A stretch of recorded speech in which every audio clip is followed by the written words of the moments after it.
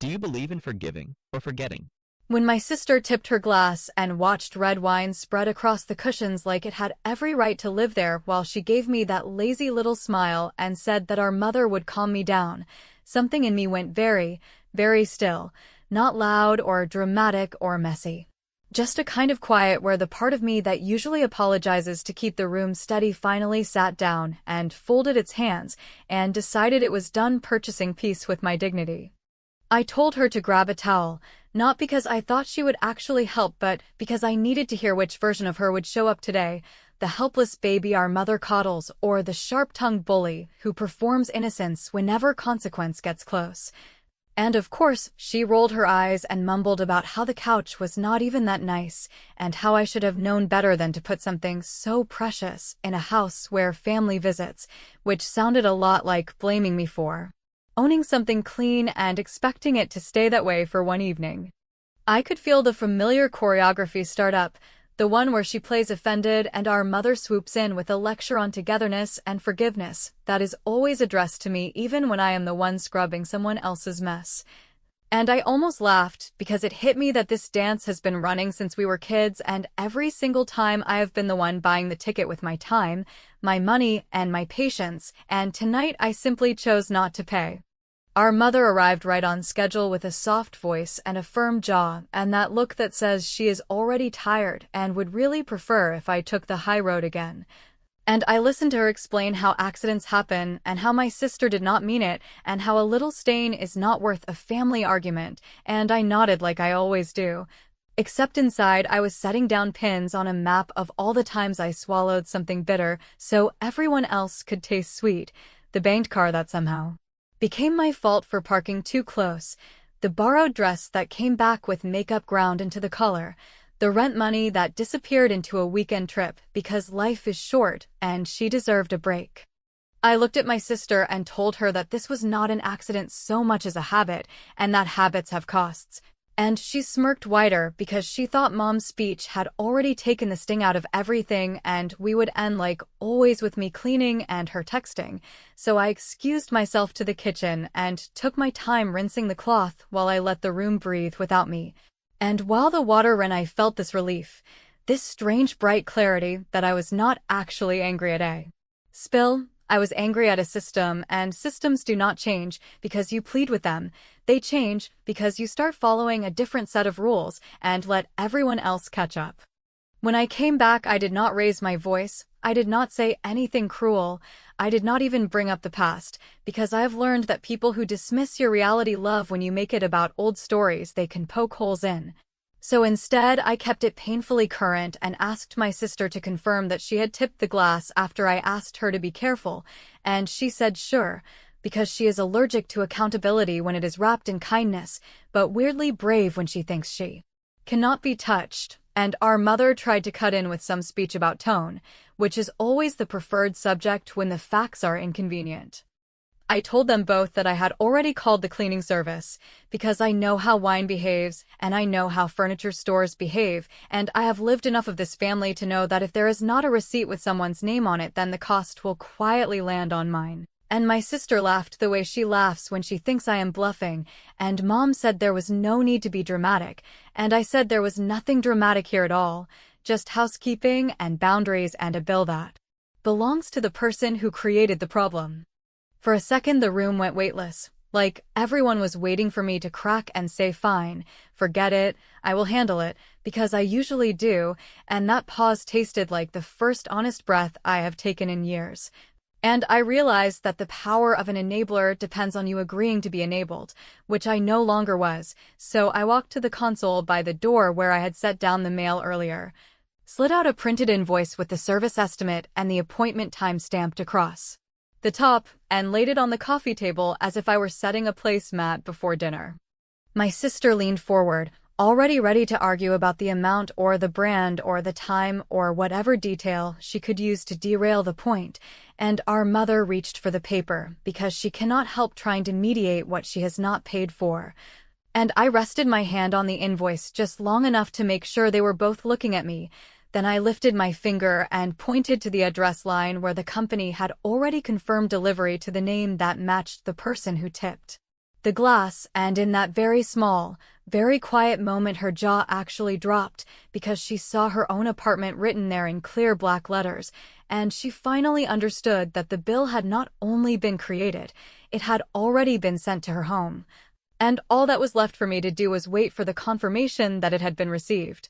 The silence after my sister saw her own address on that invoice felt like standing in a kitchen after a loud blender has been switched off, where your ears ring and you realize how much noise you have been tolerating on autopilot. And while she flailed for a script where I backpedal and say it was just a joke or a warning or a scare tactic, I stayed steady because I was not bluffing and I was not trying to scare anyone. I was simply placing responsibility back in the hands that had tossed the glass and smiled like the stain was a punchline. My mother did what she always does when Emily is cornered, which is ignore the plain fact sitting on the coffee table and start auditing my tone and my timing and my level of empathy. And I listened to her trace circles around the actual issue the way she has done since we were kids. When Emily cut the lace off my birthday dress because she wanted the pattern for a school project and Mom said it was creativity. Or when Emily tapped the side of my car in the driveway because she was in a hurry. And Mom called me dramatic for parking too close to where everyone needed to move, and I realized I had never kept a ledger because I did not want to live that way, but tonight I could feel every unpaid line item rising like text under a black light. Not because I needed revenge for the past, but because I needed a boundary for the future. When my sister finally found her voice, she went straight for the performance that usually works. An offended little gasp followed by a monologue about how family should not nickel and dime each other, and how I was turning into a cold stranger who thinks receipts are more important than relationships. And I almost respected the ambition because it takes talent to dress entitlement as moral wisdom, but I let her talk until she ran out of breath. Then I reminded her that she had spilled the wine. After I asked her not to wave the glass over the cushions and that she had smirked about Mom calming me down, which in our household always meant I was supposed to swallow the cost in the name of keeping a so-called peace that mysteriously looks like me doing chores while others call me uptight. She tried to pivot into jokes about how the couch was not museum furniture and how adults should not panic over upholstery, and I said I was not panicking at all. I was following a process. Because when you live with people who refuse to notice cause and effect, you either start over-explaining or you build a system that does the explaining for you. And since over-explaining never worked on this audience, I chose the system. And I could see confusion in her face for a second because she is used to me being emotional while she stays breezy, and it unsettled her that I was calm enough to be boring. I told her I had used the extended care plan that came with the purchase, the very same plan she insisted I enroll under her store account last spring because she wanted the reward points and the seasonal coupon and the birthday email. And I reminded her how she had laughed in the checkout line and said that if I let her put her phone number on the account, she would pretend the couch was a gift she picked, and how I had let it go because saving a little money felt harmless and I was too tired to argue over loyalty points, and I watched the memory swim back into her expression like a Polaroid settling, because entitlement often forgets the details that expose it while accountability catalogs everything. My mother tried to interrupt with a new angle about how reward points are not a legal document and how surely the store would not involve Emily in something she did not authorize. And I said nothing for a moment because I wanted the words to land cleanly when I finally spoke. Then I explained that the plan terms make the primary account holder the point of contact for service scheduling and fees not covered by the plan, and that the service I ordered is categorized as cleaning due to accidental damage, which means there is a standard visit charge that the primary account holder can either pay at the door or pre-authorize through the account profile. And that I had deliberately scheduled the visit for a day and time she herself had texted earlier as convenient because she had bragged about working from home and being available for deliveries. So truly this was me respecting her schedule. Emily laughed a brittle little laugh and called me manipulative, which is the word people use when you do not fold on their timeline, and she asked how I thought this would play with the family since nobody likes a sister who sends bills across town. And I told her I did not send a bill across town, the store did, because it is her account and her points and her cute birthday emails and her card on file that she uses to stack rewards, and I am not a thief, and I am not a hacker, and I am not Taking a penny without a clear record, I am simply letting the system she built to collect perks do the less glamorous work of collecting costs, and if that feels unfair, then perhaps the word she is looking for is adulthood. My mother's mouth tightened because she hates when I sound like a manager, and she started to gather her purse and announce some plan to talk to the store and straighten this out, and while she rehearsed lines about misunderstanding and goodwill and family values, my sister's phone chirped with an alert, that bright little sound that used to mean sale codes and bonus points, and now meant appointment confirmation and a note that the standard visit charge would be processed at the time of service by the primary account holder listed on the plan, and I did not say a word while she read it, and her eyes flicked to me and then to our mother, who had gone very quiet. Because sometimes the cleanest revenge is not a speech or a scene, but a policy doing exactly what it says it will do. By the time my sister snapped that she was not paying a cent and that mom would handle it because this family does not throw each other under the bus, my doorbell started ringing with the persistence of someone who did not come to negotiate but to take over. And as I walked toward it with my phone already open to the policy screen and the original checkout photo where Emily held up her rewards app like a trophy, I felt that steady little click again, the one that happens when you stop begging reality to be fair, and you just let the mechanism run. And when I pulled the door open and saw my mother on the porch with that look that always used to make me cave, I smiled and stepped aside and said that tonight we would all be reading from the same line. And the line was very simple: the primary account holder is responsible for the visit charge, and if that is unclear, we can call the store on speaker and ask them to explain it slowly. The next few days after the cleaning bill incident passed with the kind of brittle quiet that only exists in families where nothing is ever really solved, where resentment is swept under the rug like crumbs after dinner, and where silence is mistaken for peace even though everyone is just holding their breath and waiting for someone else to snap first. My mother called twice in that period, both times pretending she had reasons unrelated to the argument, asking if I had checked the weather or if I remembered Aunt Marie's birthday. But each conversation eventually bent itself back toward the subject of my sister, as if she believed that by bringing Emily's name into ordinary topics, she could soften the tension until the whole issue dissolved. Except it was not dissolving this time, and I was not in the mood to pretend it was. Emily, on the other hand, chose the tactic she has always chosen when accountability breathes too close to her neck, which is to swing wide and paint herself as the wounded party, calling family members to sigh about how I am becoming cold, rehearsing lines about how she never meant to cause trouble, dropping suggestions that maybe I am under stress, and taking it out on everyone else. It would have been infuriating if it had not been so predictable, and I found myself almost amused because I knew what she did not yet know, that I had something more solid than accusations or memories this time. Something that would cut through the performance and force her to face the truth without me raising my voice or sounding like I was rehashing the past. When I finally agreed to another family dinner at my mother's insistence, I walked into that house with the same calm energy I had the night of the spill, because anger only feeds Emily's act, while steadiness unnerves her.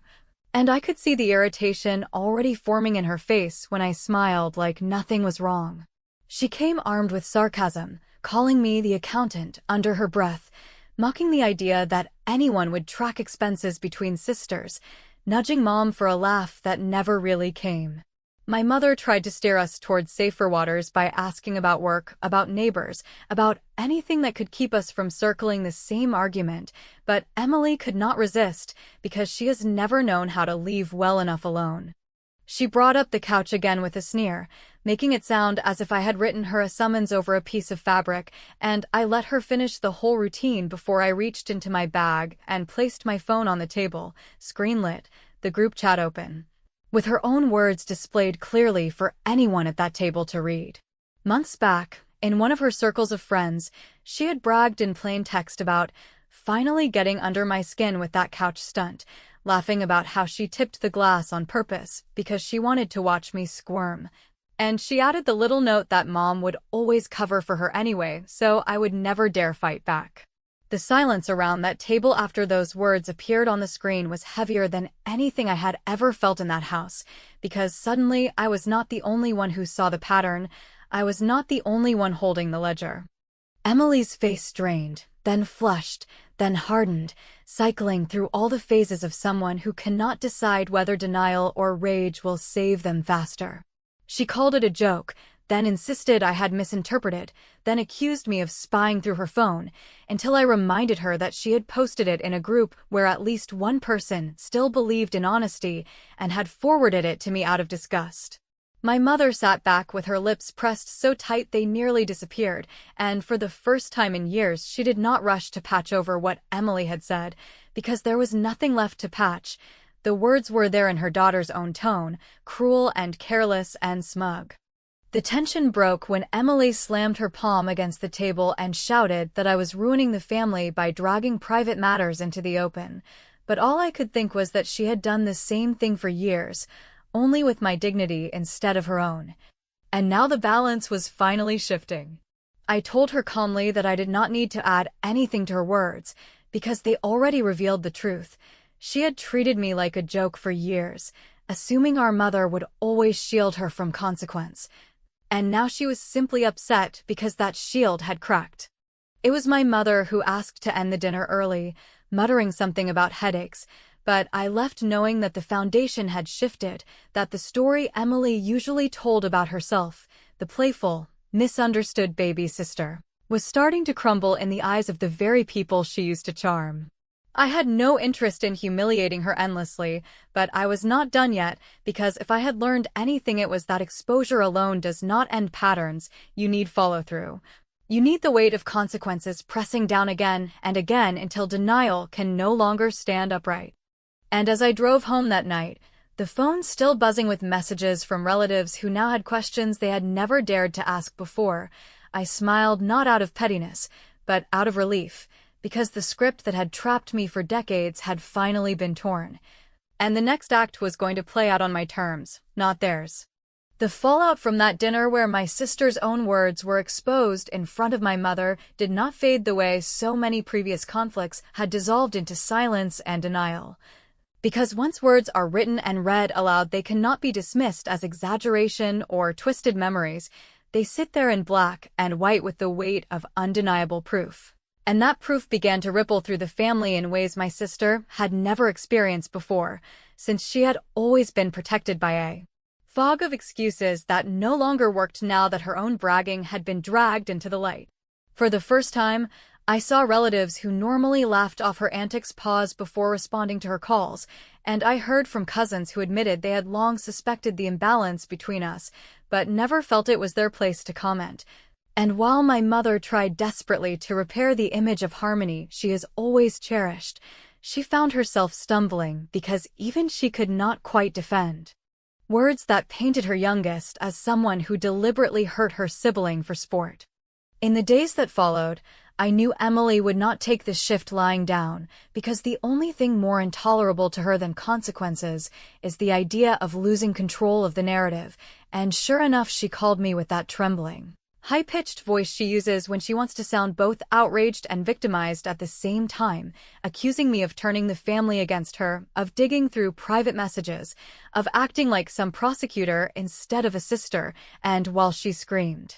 I let her words wash over me until she paused for air, because there was no sense arguing with a performance she had rehearsed since childhood, and then I told her, in the same calm voice I had used since the night of the couch, that I did not need to turn anyone against her. She had already done that herself, and the only thing I had done was refuse to cover it up for her anymore. Predictably, she hung up, but that only pushed her toward my mother, who then called me with the familiar script of mediation, insisting that Emily was fragile, that she was going through stress I could not understand. That family bonds mattered more than petty victories, and while my mother delivered these lines with the same weary rhythm she had always used, I interrupted for the first time and told her that this was not about one couch or one spill or one message. This was about a lifetime of unpaid debts, of apologies that never came, of costs that always landed on my lap while Emily smiled, and if my mother truly wanted peace, then it was time to acknowledge the imbalance instead of pretending that silence equaled resolution. The turning point arrived when I suggested we hold a family meeting, not the kind of tense dinner where Emily dominated the air with her outrage and Mom mopped up afterward. but a structured conversation where I could lay out what I had quietly collected over the years. And though my mother groaned and said that kind of thing was unnecessary, she eventually agreed because she feared the alternative more,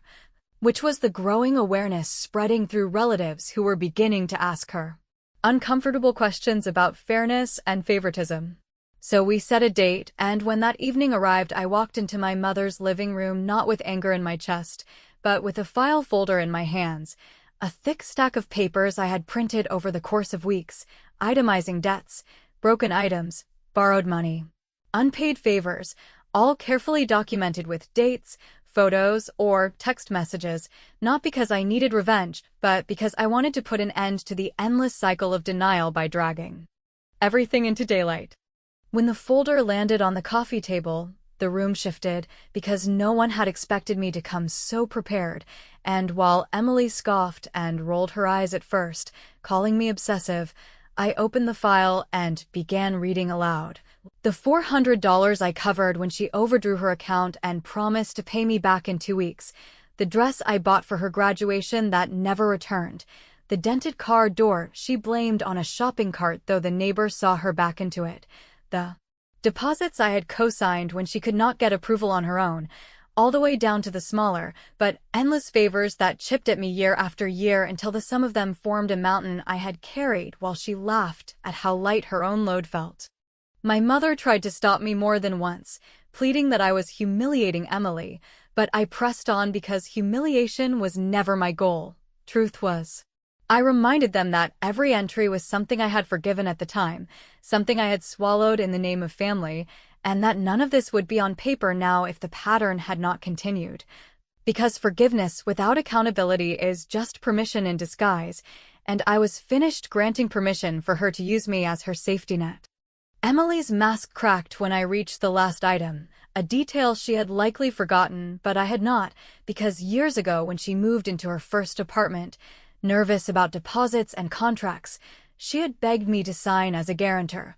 And at the time I did so out of love, never imagining she would one day turn that gesture into another weapon. But in the weeks after the couch incident I had checked, and I discovered that my name was still on that lease record, meaning that any damages or unpaid fees could still circle back to me if she defaulted. When I revealed that I had already contacted the landlord to clarify the arrangement, the look on her face was the clearest confession I had ever seen, because she realized I had finally turned the very systems she exploited into shields for myself.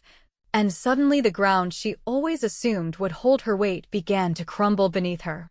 The silence that followed was not like the old silences filled with denial and whispered excuses. It was the silence of recognition, the silence that comes when even enablers can no longer pretend. And though my mother fumbled for words,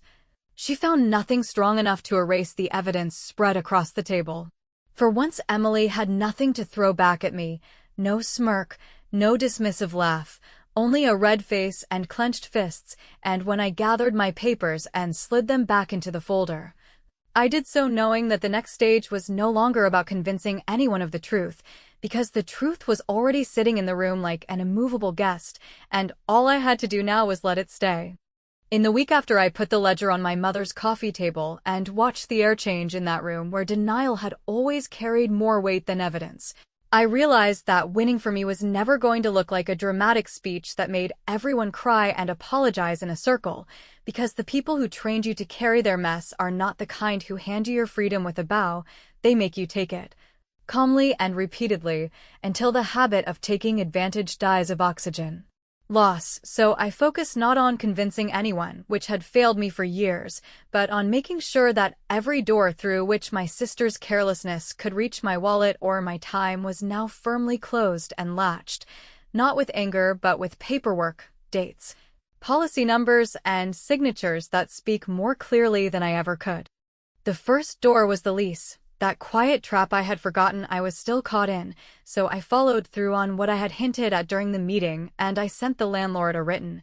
certified notice that my guarantor obligations would terminate at the end of the current term, and that I would not authorize any extensions, addenda, or repairs charged to my name. And, because I have learned that the only language some people understand is the one that arrives with letterhead, I asked for an Received a written acknowledgement that any further occupancy would require a new guarantor or an increased deposit from the tenant, which meant my sister would either have to stand on her own or finally ask the person who had always called me the divider to step into my old role. And when that acknowledgement landed, neat and official and impossible to argue with,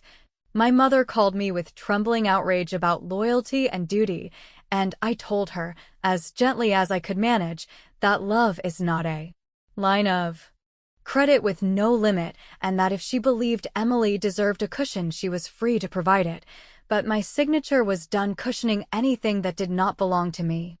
The second door was the furniture account my sister had claimed as her territory when there were points to harvest and coupons to brandish. So I logged into the customer portal where her number sat as the primary contact, and I requested a change that the store happily processed, which designated her as the sole account holder responsible for service charges, warranty exclusions,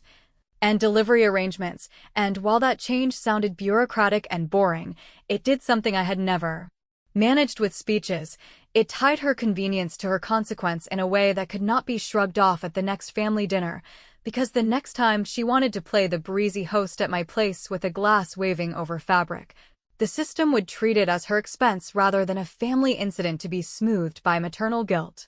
The third and most important door was my home, which had for years served as the stage where these patterns performed themselves. So I took the spare keys off the ring by my door, and I put them in an envelope with a short note that did not threaten or accuse.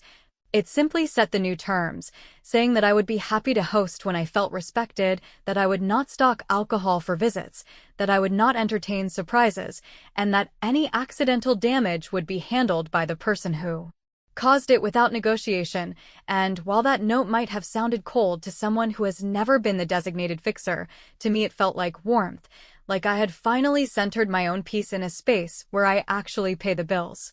My sister tried a final theater production, posting a long message about family on social media and hinting that I had cut her out because of a couch and some points, and I let the performance run its course without entering the comments.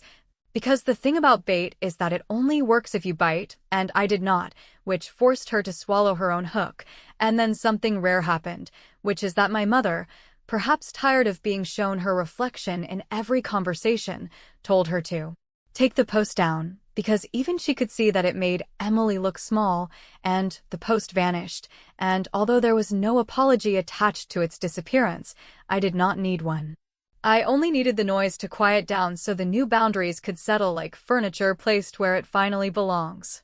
A few days later, the store emailed a payment confirmation for the cleaning visit with my sister's name in the paid line, and the rewards plan quietly updated to reflect that the points she collected for show were now the same account that absorbed the cost for cleanup. And on the same afternoon, the landlord sent a gentle reminder of the date by which a new guarantor would be required if my sister wanted to renew, a reminder that I did not forward or nudge or discuss, because I am not her reminder service anymore. And early that evening I slid the envelope with the keys and the note across my mother's kitchen table, and I told her I loved her, and that I would not be hosting for a while, and that I hoped, truly, that she would find a way to love both of her daughters without using one of us as a cushion for the other. And she stared at the keys like they were a verdict, which they were not. They were just a boundary shaped like metal.